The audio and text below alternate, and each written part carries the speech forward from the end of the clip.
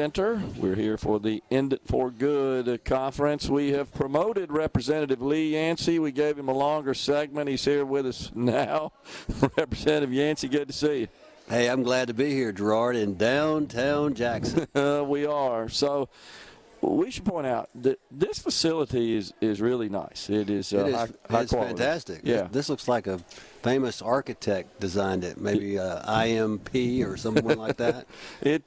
No, it's a really good place. And something else I noted, I walked into the main hall there when Dr. Easterly was speaking, and the acoustics are really good in there. And, oh, yeah. Yeah, so that's for a big room like that. It was well designed and architecting plan.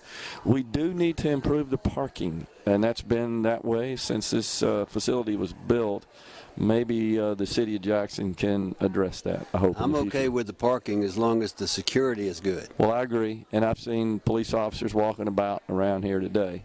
So what brings you here to the End It for Good conference? I know you served as the chair of the drug committee. As the drug policy chairman in the House of Representatives, I have helped this group and others. One of the things that we passed that they were lobbying for was the fentanyl test strips, taking that off the paraphernalia list and making that not a criminal offense to have a fentanyl test strip, so that we could try to save lives, so that someone wouldn't make a bad mistake that became a fatal mistake. You know, one of the things they told us today in the conference is that the leading drug that's causing all of the problems now is fentanyl.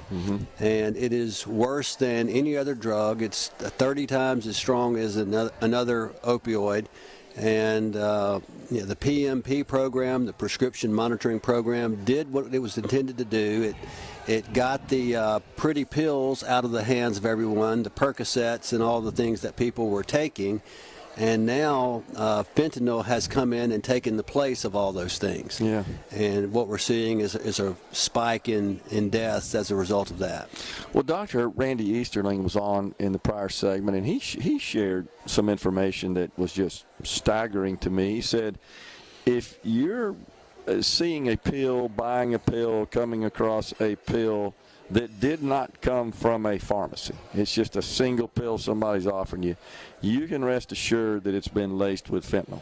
That just was incredible. And rule number one is never take a pill that came from somewhere other than your prescription pill bottle. Yeah, absolutely. And so that was just stunning to me, but I think if people keep that in mind, perhaps they can avoid these situations, these catastrophic situations. But so the test strips, I know about the legislation. I remember you coming on and talking about it, Christina, as well, with the End It for Good folks. How's that going? I mean, is that being used? Do we have any data reports about the sales of those strips? I'm confident that it's being used. I do not have any data to back that up, but I mean, it was something that was really, really pushed to get done, and I know that those that were pushing it also have talked to me and said they are going to make it known, and they're going to make those available so that people who take a pill can test it to make sure that the presence of fentanyl is not there, just to have that, to know that that's not in there, not going to kill them. What else is the End It for Good team? What are they asking of the legislature, Lee? Are there any other policy matters they want to advance? We have talked from time to time about a number of different things, and the pill press bill was one of the things that we passed in the 2022 legislative session, basically saying if you're in possession of a pill press, you have to register that.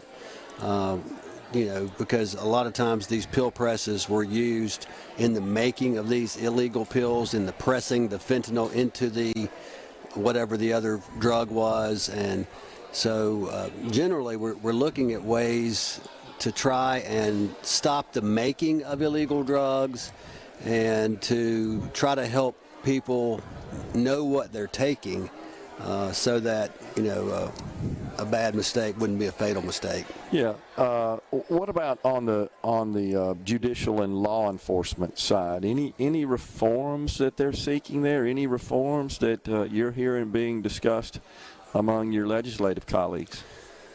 Well, one of the things End It for Good is doing is they're trying to approach drug enforcement from a completely different level. And I don't know suggesting that I'm 100% on board with this, but I'm listening today to what they're talking about. But it is the fact that all of these drugs are coming in from cartels in Mexico. The Chinese are supplying these drugs to the Mexican cartels. The Mexican cartels are getting them across the border, and they're infiltrating across the United States. If there was a way to try and deal with drugs where they were not just, as I hate to say, just legalize all drugs, and sure. That may be too broad to say what End It for Good wants to do, but the fact that it is illegal kind of spikes up the gang violence and spikes up the competition among the cartels, yeah. and causes a lot of the violence that occurs as a result of the drug trade. And so if it was normalized and if it were regulated so that everything had to be tested and everything had to be, somewhat regulated, treated like a regular drug, I yeah. guess, there would be a whole lot less interest in making money off of it, because there would be an alternative way to get it. Yeah, because right now it just seems like they've got the upper hand, and people are being harmed, they're dying, and they're getting rich in the process. Absolutely, is what's happening absolutely. right now. Absolutely, and throw in the gang situation and the cartel situation, and an open border that is not being monitored effectively. Yeah. We don't know what's coming across our southern border. Absolutely true.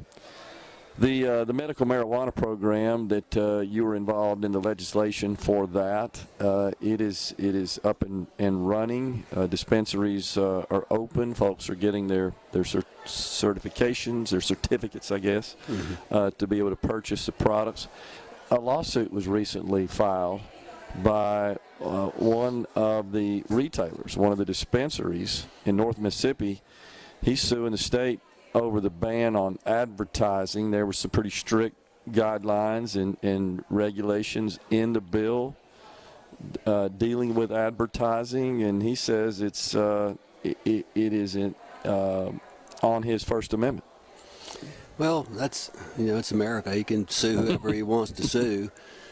This is a medical product. It is available only to those who have certain debilitating conditions, who have seen a practitioner who has helped them to apply for a card from the Department of Health.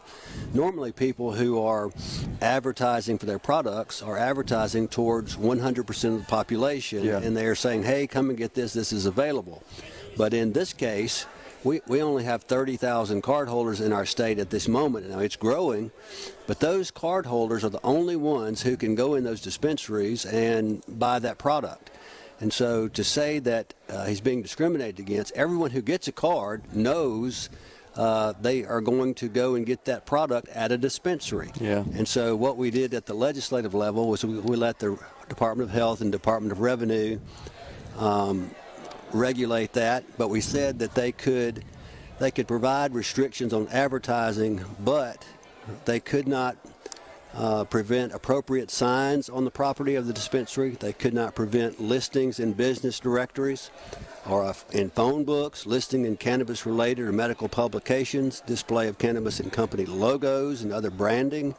They could use displays in their company websites. They could show pictures of the products. And they could sponsor health or not-for-profit charity or advocacy events. So we've given them a lot of ways that they can get the word out about their dispensary being open. They can advertise in those particular medical journals, and they can reach that group of people that has that card.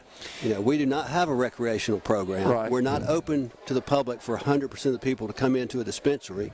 And so this person ought to be targeting those people in their area who have a card. Yeah. Yeah, he's suing the Mississippi Alcoholic Beverage Control Bureau, the Department of Revenue. His attorneys say that this is a clear violation and infringement on his First Amendment rights. My guess is that the issue is that you said 30,000 have a card at this point. I've heard from industry experts, Representative Yancy, that we need to get to 50,000 for the industry to be fully viable, and I haven't done the math on that. That's just what I've heard from folks. So, well, we had generally said 2% of the population, at 3 million people. You're looking at 60,000. So we're at 30,000. We are growing as fast as any other medical program in the country has grown. We are not behind. These companies scaled up as if we had a mature program from day one, and before day one they were growing as much as they could possibly grow, and now they've got a warehouse full of it and don't have enough people to sell it to. And so somehow that's the legislature's problem, and that's the Department of Health's problem. You know, it's not our job to help them make money. That's right. It was our job to make there be a way for patients with these debilitating conditions have an alternative to these opioids. And now they've got that way to do it. And so it's going to grow at the rate it's going to grow, and you know, and it's a lot better than it was. We got 30,000 cards. Double what I heard last time. Earlier this year, we didn't have. We got to go. Appreciate you coming on. Representative Lee Yancy has been our guest. We're stepping aside for a break. We're at the Jackson Convention Center for the End It for Good conference.